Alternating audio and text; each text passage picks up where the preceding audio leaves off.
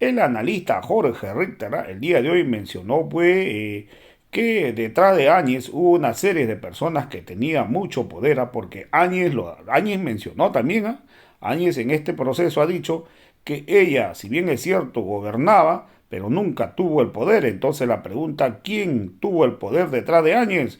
No se olvide que Luis Fernando Camacho puso varios ministros junto a Yanine Áñez, también la Iglesia Católica Carlos Mesa. Entonces la pregunta es, ¿quiénes realmente gobernaron Bolivia durante todo el periodo, pues de un año de Yanine Áñez? Entonces hoy queda mucho por investigar. También Jorge Richter ha mencionado pues que Yanine Áñez debería haber dicho la verdad, debería decir la verdad quiénes estuvieron detrás. Y Yanine Áñez, como de lugar, quiso montar un falso argumento para excusar sus delitos. Áñez violentó la Constitución durante la toma del poder. Hoy esta sentencia queda como ejemplo para la región de Latinoamérica y hoy esta sentencia es histórico en Bolivia. Vamos a escuchar pasajes de la intervención del analista Jorge Richter. Ella no tenía el poder, pero había un término que utilizó, pero no podía gobernar o algo así. Y no mencionó mucho, Jorge, a Arturo Murillo, salvo en una ocasión durante todo el proceso, pero no lo hizo mucho mención a este personaje que fue uno de los icónicos en la trayectoria de su mandato ilegal, porque Arturo Murillo era la punta de lanza, parecía que él era el que tomaba decisiones en lo que pasó durante este gobierno dictatorial que asumió la señora Áñez. Mi consulta es, ¿cómo nos deja este proceso con importantes revelaciones? ¿Hay material para seguir adelante en todo lo que ha pasado o nos deja un poco con sabor a poco? No sé si la pregunta la explico muy bien, Jorge, para que hagas un análisis. Ramiro. Déjame decirte algo en esa línea, Ramiro. El 28, porque me preguntas por mi análisis, el 28 de julio del año 2020, yo me acuerdo, y está redactado y forma parte de algo que anoté, de algo que incorporamos en la publicación de mi libro en el noviembrismo, forma parte como una premonición, así titula, es una hojita muy breve, y dice lo siguiente: es del 28 de julio del año 2020. Yo empezaba con lo que fue en realidad una transmisión por las redes, empezaba diciendo: la señora no gobierna, la señora no gobierna. El país está bajo el mando de 4 descontrolados. Y Ramiro, fíjate tú esto que en el libro titula como una premonición. En los hechos reales es lo que dice ella el día de ayer. Yo tenía el gobierno, pero no tenía el poder. Y acá nosotros sí, concuerdo plena y absolutamente con lo que acabas de decir, acá nosotros nos hemos quedado con el deseo y con las ganas de conocer quién tenía el poder en Bolivia. Murillo, el señor López, otro de los ministros descontrolados, el señor Yerko Núñez, otro de los descontrolados que creía que el poder era infinito en el tiempo e ilimitado en sus acciones. El ministro de Justicia, que también cada vez que abría la boca para hacer alguna declaración solo expulsaba odio. El señor Coimbra. Entonces, ahí, Ramiro, ¿quién tenía el poder verdadero? El señor Óscar Ortiz, que ahora está absolutamente agazapado en una institución privada y no ha tenido la valentía y el coraje de salir a declarar y señalar por qué se dieron los hechos en su mirada y en su entender como sucedieron en aquel entonces. ¿Dónde han quedado las bravuconadas, Ramiro? Esa supuesta valentía que es muy fácil de adquirir cuando tienes 3 tanques detrás que te están respaldando. ¿Dónde está el señor Óscar Ortiz también? Él tenía el poder. El poder lo tenía el entonces presidente del Comité Cívico Pro Santa Cruz, el señor Camacho, que efectivamente tuvo el poder de ese gobierno porque tuvo injerencia directa en el nombramiento de ministro. ¿Quién tenía el poder entonces en esos momentos? ¿Y por qué? Si vamos por partes, la señora Áñez no ha hecho una detallada explicación de quiénes son las personas a las que ella se refería que concentraban el poder político. Lo tenía su partido, como ella dijo. Yo no tenía ni voz ni voto porque era una política ya en retiro. Pero en retiro, por supuesto, observó la posibilidad no solamente de prolongar su estadía política, sino de imaginar lo impensable, ser presidenta del Estado. Y allí fue ella y allí se comprometió, ingenuamente decimos, María hace estas cosas con ingenuidad, una ambición desmedida de poder, una ambición desmedida, como señaló en su momento María Galindo, también económica para poder acceder a aquello. ¿Quién tenía el poder entonces? ¿El CONADE, que estaba vinculado a las acciones golpistas? La Iglesia Católica en su alta jerarquía, que participó decididamente también, y lo corrobora esto cada una de sus apariciones y de sus intervenciones, como el documento que redactaron el pasado año para justificar lo ocurrido en plena sintonía con las declaraciones del señor Jorge Quiroga, del señor Samuel Doria Medina, del señor Carlos Mesa. También actores centrales de aquel momento, eran ellos entonces los que tenían el poder, según la señora Áñez. Este es un pendiente, Ramiro, bien señalas, es un pendiente que la señora Áñez ha dejado sobre la mesa, pero que no ha tenido el coraje de hablar y de referirse puntual, específicamente, a quiénes eran estas personas. Entonces nosotros, por lo sucedido, por la caracterización de los hechos, podemos decir de que el poder estuvo en miembros del Comité Cívico, el señor Camacho en aquel entonces. Estuvo en algunos políticos específicos y puntuales, el señor Óscar Ortiz. Las instituciones que visitaban asiduamente y que le llevaron los nombres de quienes podían ser sus ministros. A la señora Áñez también, y ahí están las fotografías de quienes peregrinaban por el despacho de la señora Áñez, encantados por el poder político, por las derivaciones económicas de beneficio inmediato que les podía traer. El señor de Comunidad Ciudadana tenía el poder porque dirigió en la construcción de a quién debía corresponderle el ejercicio de la presidencia del Estado, dirigió sus palabras y los ánimos de la gente en aquel momento para que no cayese, como él dijo en una declaración en la Plaza Murillo, bajo ninguna circunstancia una persona del MAS puede darle la continuidad al proceso constitucional en el país, a la sucesión constitucional en el país. Se opuso de forma vehemente. El poder lo tenía el señor Jorge Quiroga, que inexplicablemente ejercía un poder autorizando y otorgando los permisos o gestionando los mismos para que el avión mexicano pueda recoger al expresidente o al presidente todavía, Evo Morales, al vicepresidente Álvaro García. ¿Quiénes tenían el poder en Bolivia? Una cuota de poder, las Fuerzas Armadas, con ese poder de fuego que tienen ellos, intimidatorio y disuasivo.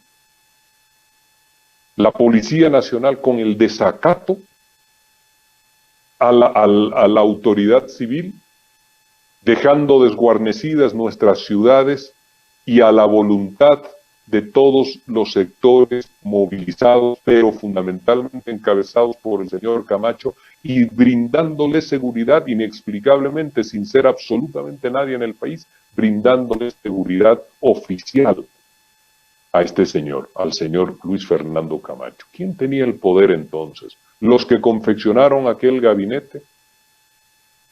No se puede decir que solamente tenía el gobierno y no el poder quien firmó el decreto de la muerte. Entonces la pregunta sería, la pregunta que le hará la historia, posiblemente ya no la justicia, la historia a la señora Áñez, ¿por qué firmó aquel decreto autorizando de que en nuestro país se pueda matar libremente? Horas después de la firma de aquel decreto, Ramiro, tú lo sabes y lo has vivido de forma cercana, se desata la represión y la masacre en Sacaba, con asesinatos por la espalda, ejecuciones sumarias.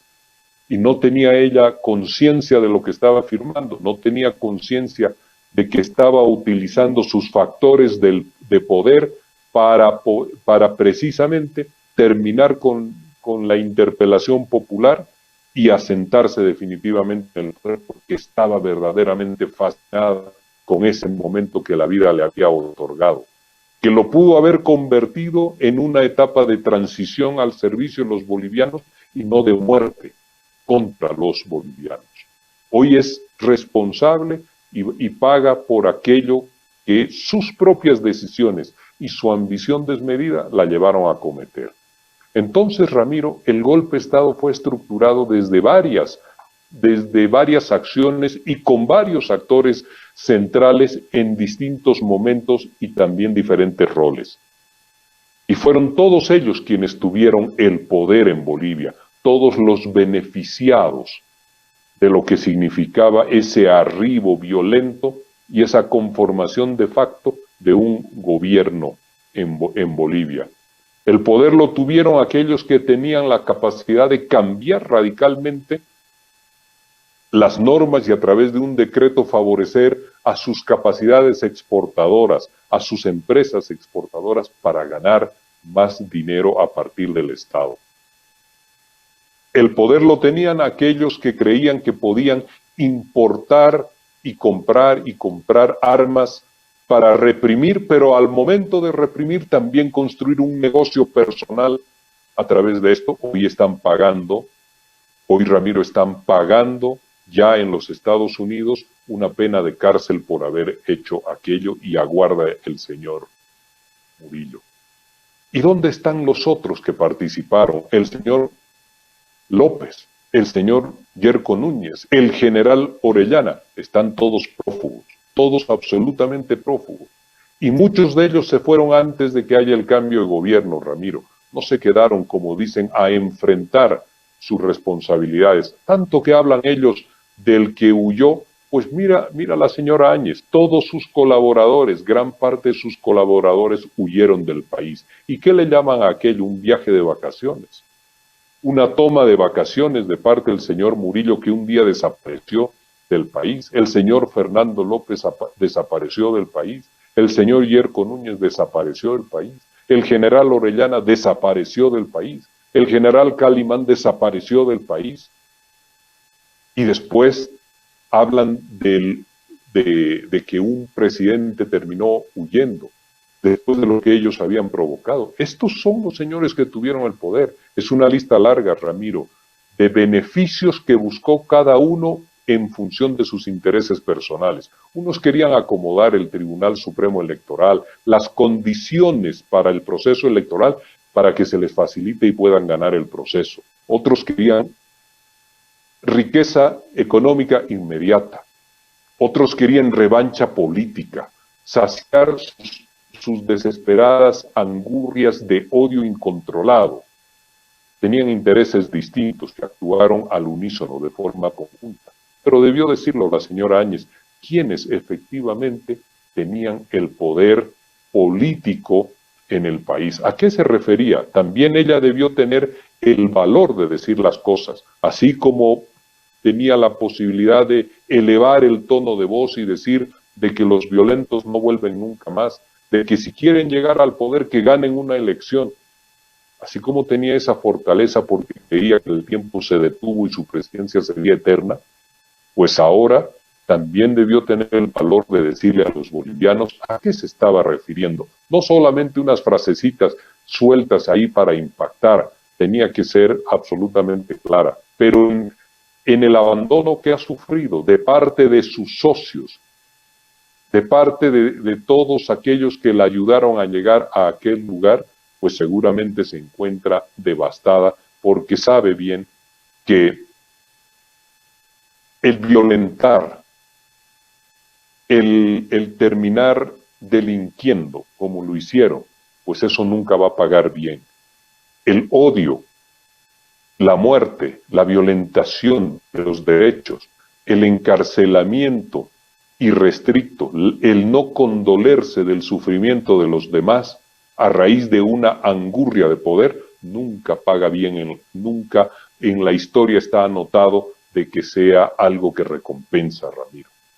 Pero la señora Áñez, así como ha defraudado en tantísimas otras cosas, tampoco ha demostrado que tiene la capacidad de decirle y de explicarle al país qué sucedió aquellos días en un argumento sensato y real, y solamente ha reducido su presencia, cada vez que ha hecho una declaración, su presencia, a hacer algunas alusiones que no tienen ningún valor, como por ejemplo decir de que ella solamente fue el resultado del 2019. Por supuesto que fue el resultado del 2019. Ella es una presidenta de facto porque el 2019 hubo un golpe de Estado. Por supuesto que es en lo único que podríamos de pronto coincidir. Ella es el resultado de lo que ocurrió el 2019. Un golpe de Estado coloca en la presidencia del Estado a un presidente o a una presidenta de facto. Ella fue una presidenta de facto, pero no le ha querido contar los pormenores y los detalles al país de lo que fueron aquellos días, de por dónde corría el poder real, el poder político determinante en nuestro país, porque seguramente, esto ya es solamente en un plano de especulación, son tantas las responsabilidades y los compromisos asumidos entre unos y otros que no ha querido profundizar o complejizar su situación jurídica. Entonces se ha mantenido con la narrativa esa que no conduce a ningún lado. Ayer su abogado decía, este es un montaje, yo puedo asegurar que la señora Áñez no va a estar los 10 años en la cárcel. Y él sabe que eso son solamente unas palabritas que dice al calor del momento, pero cuando los días empiecen a transcurrir, lo que el país ha conocido el día de ayer, que es una sentencia por violentar la Constitución política del Estado, pues se va a llevar adelante y transcurriendo los días van a darse cuenta de que efectivamente esto es una cuestión no de palabras, sino que es una cuestión de pagar por aquello que cometieron. Esto es, violentar la Constitución política del Estado para arrogarse el poder del Estado, para autoproclamarse. Y en Bolivia ha quedado claro que los autoproclamados o las autoproclamadas no tienen espacio y cuando lo intentan, pues tienen después que mirarse a la justicia, mirarse con la justicia de frente y posteriormente tener que ir a pagar aquello que han realizado. Sabemos que estás con poco tiempo ahora, pero una última consulta, si lo dices muy precisamente. ¿Qué efectos dejará esta sentencia conocida ayer? Bueno, viendo los medios tradicionales, algunos dicen, si Áñez está así, entonces no es legal que Lucho sea presidente, una serie de barbaridades, ¿no? ¿Qué efectos nos deja? Es un absurdo. ¿Qué efectos nos deja esta sentencia legales y qué efectos podemos esperar, digamos, en el futuro inmediato? Esto, Ramiro, de que la legitimidad del presidente Luis Arce Catacora estuviese en gestión, es verdaderamente un absurdo que no tiene fondo ni consistencia. Y lo explicamos con un ejemplo de manera rápida, Ramiro. 7 años de gobierno dictatorial de Hugo Banzer Suárez en el país. Son 7 años que además nos avergüenzan como bolivianos por lo que significó aquella dictadura, que también estuvo acompañada de muerte, de cancelación de los derechos, de gente encarcelada, de exilios. En aquel gobierno, pues se redactaron una serie de instrumentos legales, unos códigos, por citarlo, Y hablemos del Código de Familia. Con aquellas normas que se dictó en el gobierno de Banzer, en el gobierno dictatorial de Hugo Banzer Suárez, al que también se referían como presidente. El hecho de la referencia como presidente no significa automáticamente tomar la legalidad y la legitimidad necesaria. Pues toda aquella normativa reguló un sinfín de matrimonios y de casamientos en nuestro país, de cambios de estado civil. Reguló también un conjunto, numerosísimo por supuesto, de divorcios y de situaciones que se generaron a raíz de la separación de un matrimonio, de la ruptura de un matrimonio. ¿Qué ha pasado? Solamente por poner un detalle menor. ¿Qué ha sucedido con todo aquello? Ha quedado invalidado. Quien se casó en los hechos reales, como lo hizo con una norma que fue puesta en vigencia durante un gobierno de facto, dejó de tener efecto su matrimonio y en los hechos reales no estaba casado, y quien se divorció seguía casado, y quien hizo un arreglo, un acuerdo transaccional entre esposo y esposa, pues habían quedado en punto cero. Esto no ocurrió, Ramiro, por eso el absurdo, porque los estados siguen avanzando con su situación institucional quebrantada, con la suspensión de los derechos humanos, con un gobierno de facto, sin ningún tipo de legitimidad.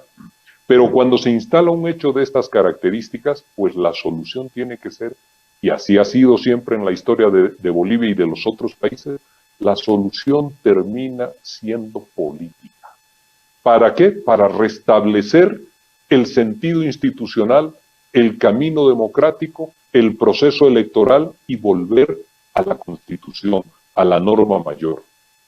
Entonces esto de decir que todo lo aprobado no tendría ninguna validez, etcétera, ese es el absurdo desesperado de quienes están imaginándose de nuevo que podríamos ir hacia una situación que ellos quieren crear de temor, o que nuevamente quisieran elecciones pasado mañana seguramente para perderlas. Entonces, Ramiro, el presidente Luis Arce Catacora tiene una incuestionada legitimidad, producto del proceso electoral en Bolivia y de un 55,1% de bolivianos que dijeron: señor Arce, aceptamos esta propuesta electoral, no solamente le vamos a encomendar que pueda reconstruir nuestra economía, sino que también queremos que en Bolivia haya justicia. Y esto es lo que ha ocurrido el día de ayer. Tratar de hacer esta observación no tiene sentido, porque en la historia de nuestro país, durante el gobierno de Barrientos, que podemos señalar que todo lo que se hizo, que todo lo que se firmó, que todo lo que se contrató después volvió a punto cero. Eso no ocurrió. Que durante el gobierno de Banzer fue lo mismo. Después eso no ocurrió, porque eso no tiene sentido. Los países siguen avanzando, mantienen su vida, Ramiro. Entonces es un argumento desesperado, tan desesperado como el decir de que asistieron a un montaje procesal, o tan desesperado como señalar de que se ha construido un proceso, un juicio ficticio para la señora Áñez. Son todos los argumentos por los cuales buscan y quieren excusarse de sus responsabilidades, desligarse de la barbaridad y de la atrocidad histórica que cometieron en nuestro país, para que la justicia, o por lo menos la mirada social, sea benigna con ellos. Pero en los hechos no ocurre esto, Ramiro. En los hechos, quien violenta una constitución para tomar el poder por una vía que no corresponde, que no sea la electoral, pues, Ramiro, eso tiene consecuencias que son críticas. Y la muestra que le ha dado Bolivia a la región y al mundo es tan importante, el mensaje que ha salido desde nuestro país.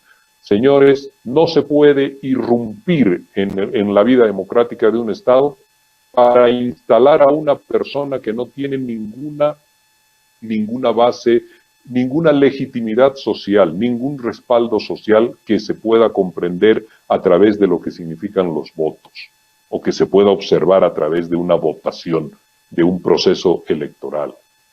Quienes sirven en el gobierno de manera autoritaria y violenta terminan pagando aquello con sentencias que los conducen a la cárcel.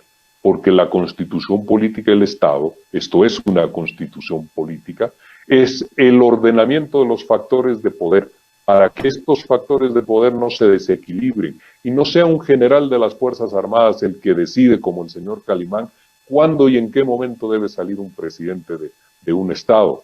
Para que esto no ocurra, la constitución política del Estado estará por encima de todos. Y cuando alguien ose o tenga el coraje, el atrevimiento de violentar esa constitución y de apartarla para arrogarse el poder, pues inmediatamente será procesado y conducido bajo una sentencia a una pena en la cárcel. Y esto es lo que ha ocurrido en el país, por eso es importantísimo. Bolivia recupera la democracia y concluyo con esto, amigas y amigos de la Causacho. Bolivia recupera la democracia con movilizaciones, con determinación, con coraje, con el esfuerzo de mujeres y de hombres que salían a las calles sin temor ya a interpelar al gobierno de facto de Áñez y sus acompañantes.